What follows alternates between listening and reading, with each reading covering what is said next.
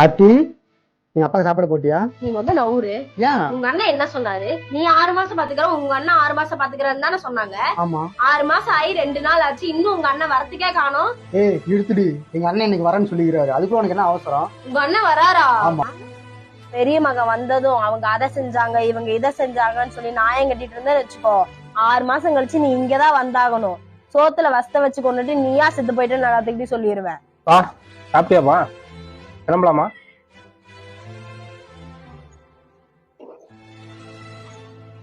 பா, மருமகிட்ட ஏதாவது சொல்லணும்னு சொல்லிட்டு இருந்திருப்பா.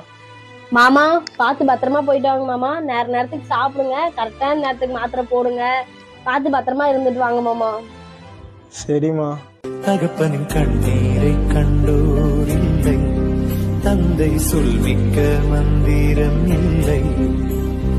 என் உயிரணுவில் வரமுன் உயிரல்லவா, மண்ணில் வந்த நான் உன்னகலல்லவா, காயங்கள் கண்ட பின்பே உன்னை